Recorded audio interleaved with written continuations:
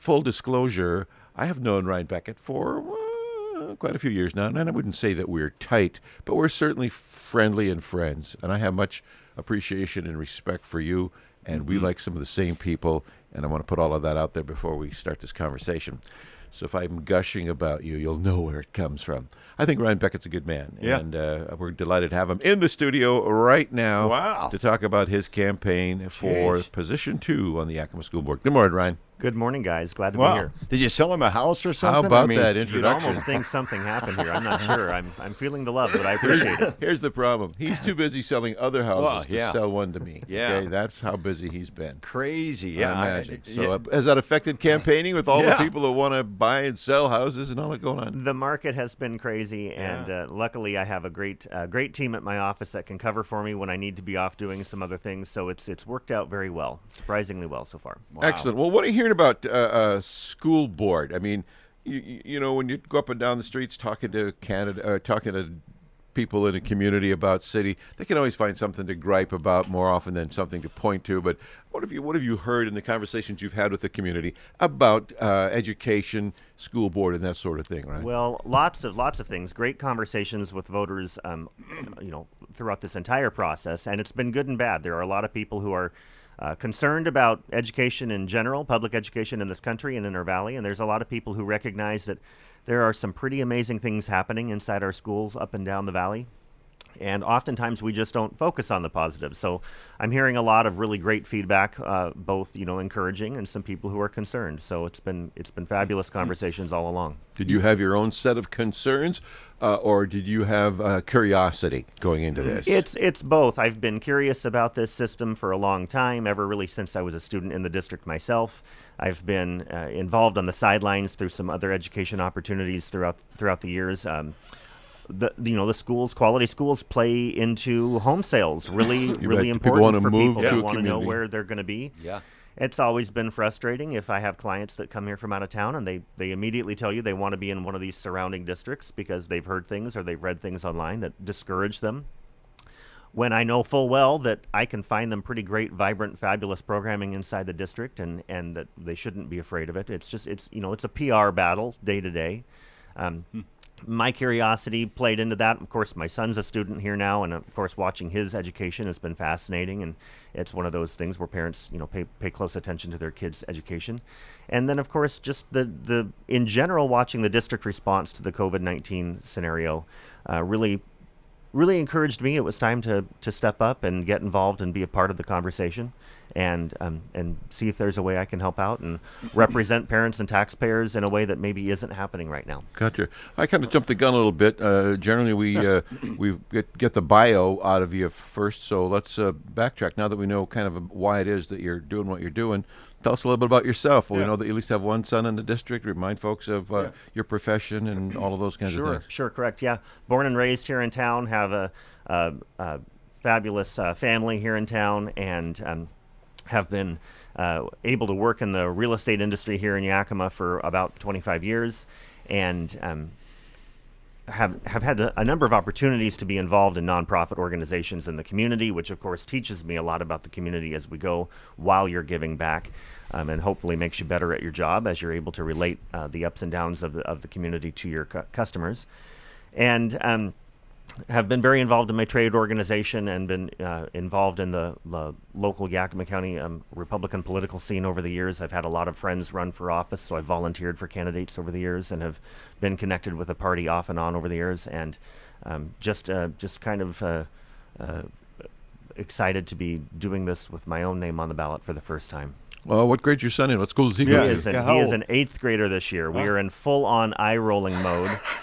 My dad jokes are nowhere near as much fun as they were a few years ago. Yeah. He's a really good-natured kid. He's getting a great education there at Franklin. We have a wonderful team that he gets to hang out with every day, and really grateful for the experience he's having. Excellent.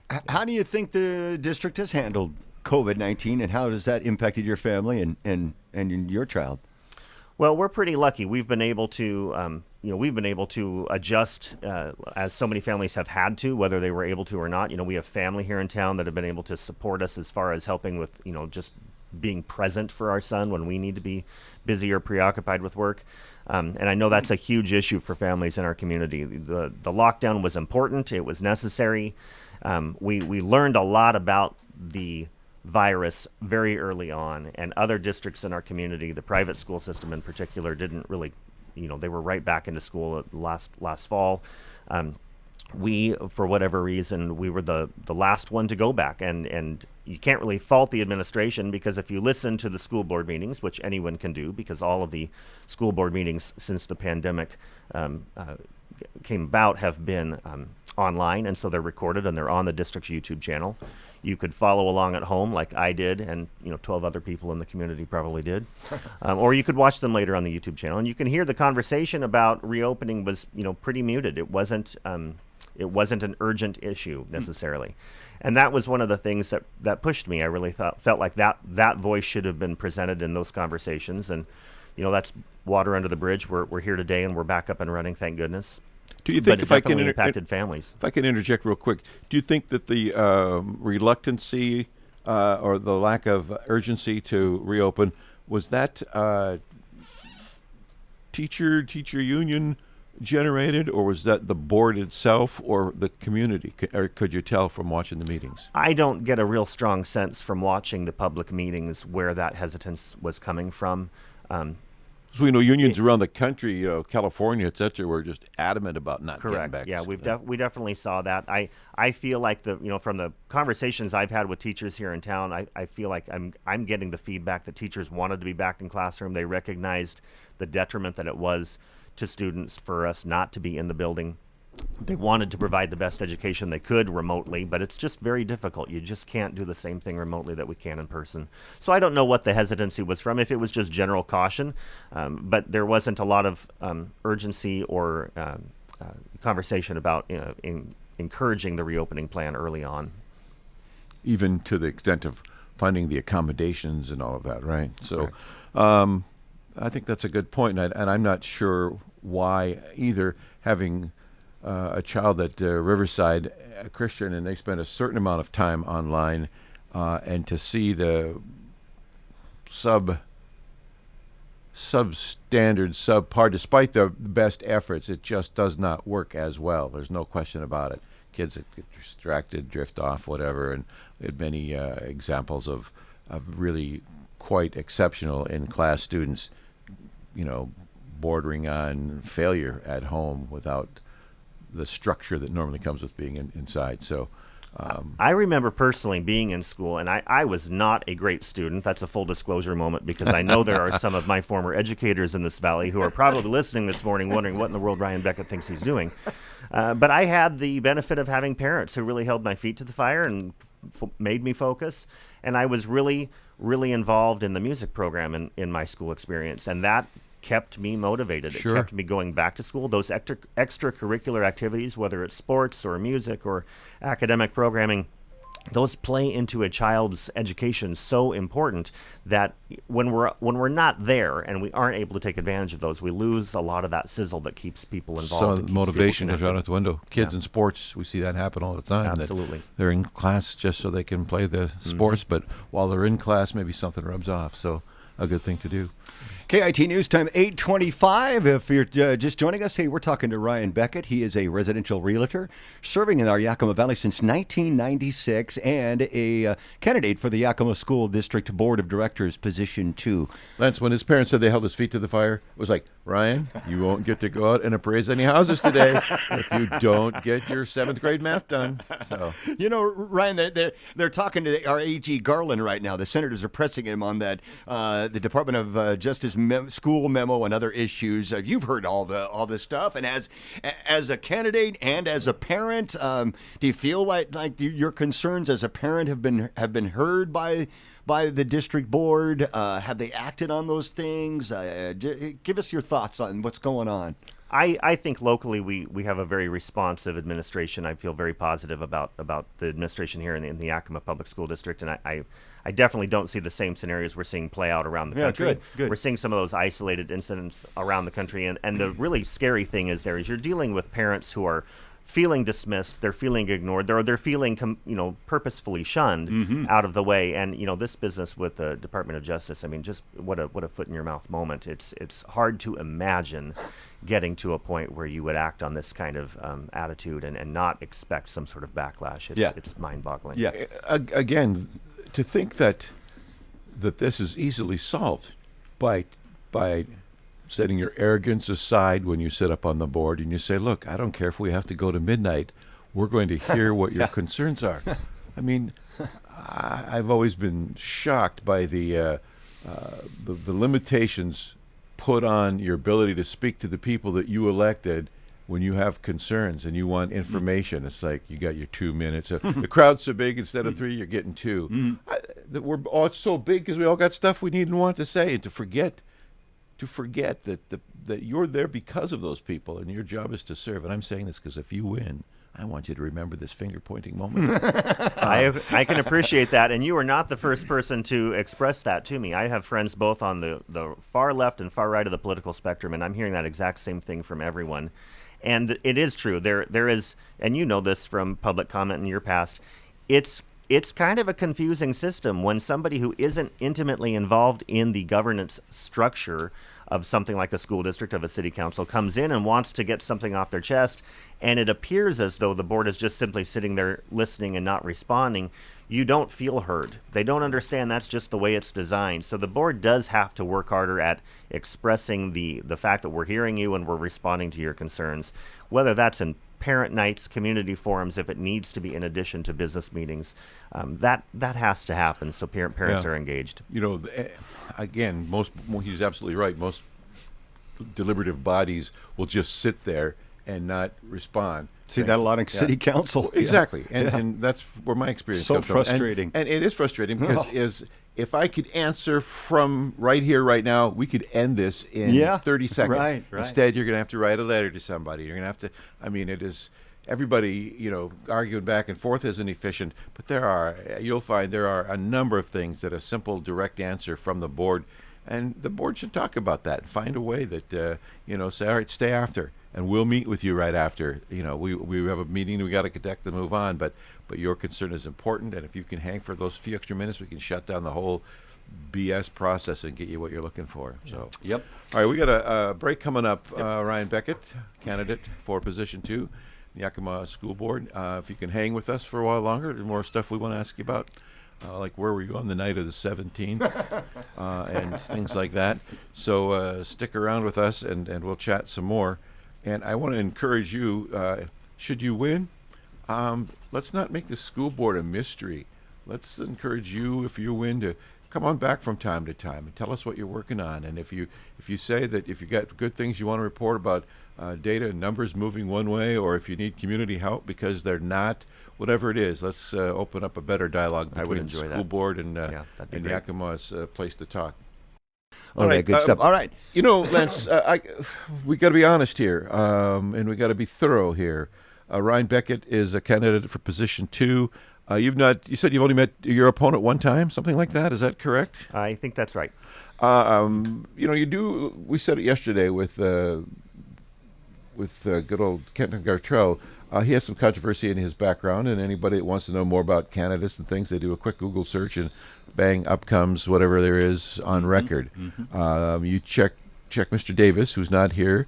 He's not here to defend himself, but he's also not here, and it's there. So we did a Google search this morning in prep for him coming in, and what comes up is some articles from the Yakima Herald Republic right away about some of his controversy and his time on the board, where he's been banned from one of the schools for 5 years and he lost his vice chairmanship or whatever, that sort of stuff.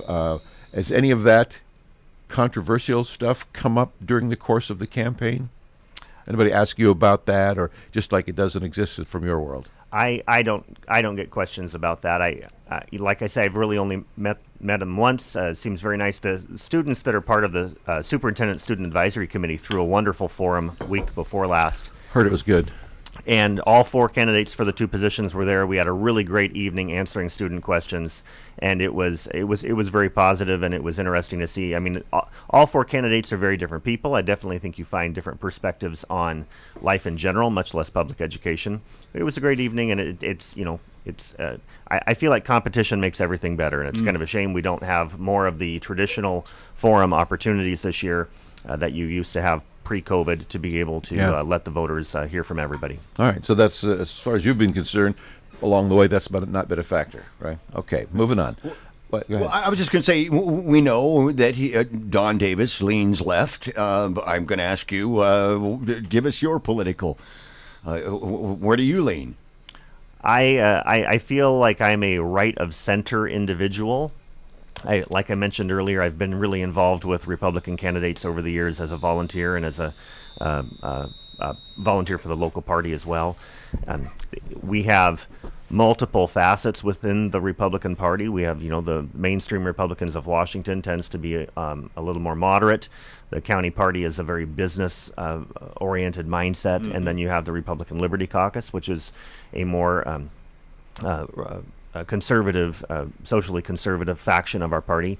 All 3 of those organizations reached out to me during this campaign and offered their endorsement of my candidacy, which I was very grateful of. It's pretty rare that we have everybody on the same page. Right. We have a lot of typical infighting, and I appreciate it. I recognize, a lot of these folks are people I've worked with over the years, and I definitely feel like, it's been an opportunity to create building working relationships. So I was happy to receive that. But I also am insistent that, I am a free thinker, and I'm going to be looking at this from a perspective of a parent and of a taxpayer who necessarily isn't having their voice presented at these meetings right now. So that's my approach. And I would say that you're not someone whose politics drives their every move. Some people it does, and those tend to be a little bit more to the farther side of the right. So we expect that the true issues of the family and of the child and all of that will be at your directive.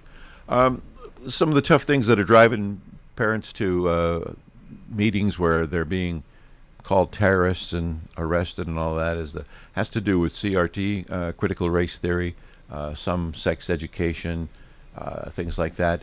Let's jump in there. What do you know about critical race theory? Do you have a definition, and what's your concern, or are there any with it as it applies to the Yakima district? Well, there are a lot. There are concerns. We know a lot about critical race theory because it's been around for a long time. It's been around for 30 years, and it's been practiced or implemented in both public and private sectors around the country, and we've been able to watch and see the results of that in different situations. And we know that it's a holistic mindset that wants to change the focus, and really when it comes right down to the bottom end of it, it's a social Marxism structure that focuses on changing the structure to remove money from private sector and bring it back into public sector so that it can be redistributed in ways that the people in power think that makes sense on the way they want to see it done.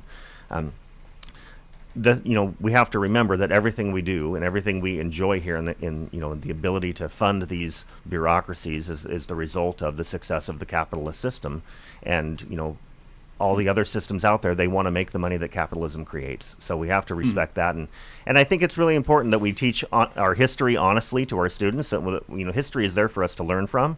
It isn't something we should be scrubbing or ignoring or pretending didn't happen, but it's something that we should be addressing honestly and letting our children make up their own mind, teaching our children critical thinking skills so they can think for themselves as opposed to being spoon-fed information along the way. Very well said, and I got to say that that's probably one of the most thorough definitions that I've heard that as I understand it, track back to its original concern. The Marxist approach in other countries where there wasn't a very successful middle class, it was all about, we've got to raise the middle class, we've got to take down the leaders and all of this kind of stuff that led to some revolutions.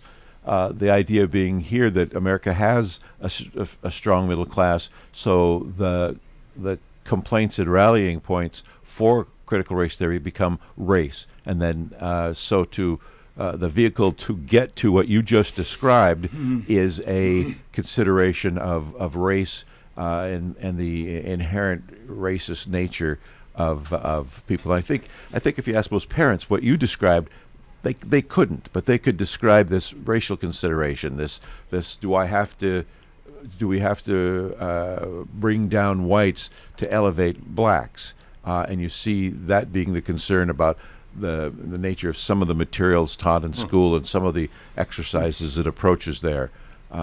We were assured by the incumbent in position one that CRT isn't being talked about or implemented in any way.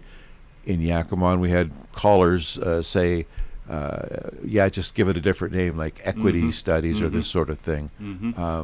So what do you think the board's official position should be? Should you get elected, should the board take an official position on something like, before you start teaching, parents have a right to know. It's controversial and we need to present it to them. I don't know if I've even considered whether or not there should be an official board position. I recognize what has been happening over the last couple of years, and I definitely feel that where we spend our time indicates our greatest priorities. And again, just like the school board meetings are on the YouTube channel, so are the school board's equity conversations, where they've had 9 or 10 or maybe a dozen now of these hour-long equity conversations, which are really it's a book club that they've been doing. There's been a considerable amount of time focused on that study of this topic and exploring that for conversational purposes with themselves as a board. Personally, I think I would have preferred to know that my school board had spent that much time discussing a safe reopening plan for our school district last year during this process. Yeah. But again, where we spend our time indicates our priorities, no matter what you want to call it, or what name you put on it, and that speaks for itself. I think that we have tremendous opportunity here to address these issues in a positive and productive way, leaving the cynical and the negative and the racist stereotype out of it. Ryan, you as a parent, have you felt that, because like David was just saying, we've had people say, it's not CRT, it's being disguised as something else. Are you as a parent, feeling that your child is being taught that and you're not knowing about it? Do you believe it's being disguised as something else in the district? I don't get that impression from watching my son's own education. And I'll tell you, we've paid a lot of attention, because as we went through this year of Zoom school, you hear a lot of things. I don't necessarily get that impression. I recognize that there is a lot of individual liberty within each individual classroom and with each individual teacher. So when a parent tells me that they're hearing something that concerns them, I don't discount that, because I know it certainly can be happening and probably is happening. But as far as an overall approach, I haven't been given that impression, and I'm certainly not seeing it in my son's classroom. Gang crime, homelessness, all impacting the Yakima School District, especially gang crime.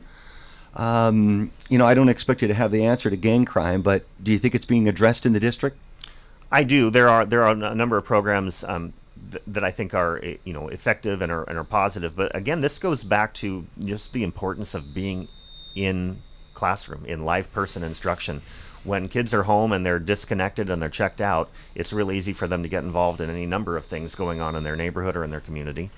Whereas when we have kids involved in schools and we've got them involved in after-school programming, we're able to make a bigger impact to keep kids busy and focused in a positive way, to where they don't fall into some of that.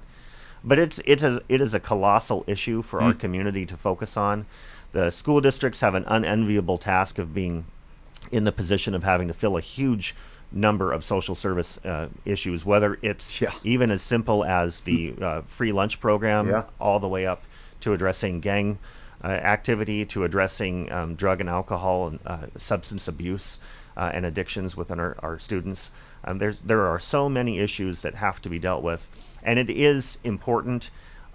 It's one of those things that it can become what always feels like a losing battle, but it's very important. I feel like you hear about these programs every now and then, and you wish things could be addressed in a broader approach and in a more effective manner. But I know that people are working very hard at addressing those issues within our community. In the limited time we have left, and I really appreciate the time you've given us, Ryan. We know you could have sold 6 houses during this time, so that was a huge sacrifice on your part. It's time for the Vote for Me speech. You've got about a minute to go here. Tell folks why, with an incumbent on the ballot, they should bring aboard the new guy. Well, I appreciate you having me in. I enjoy this very much. I hope I get to come back sometime and hang out with you guys again. I have really enjoyed the conversations I've had with people in our community during this campaign process.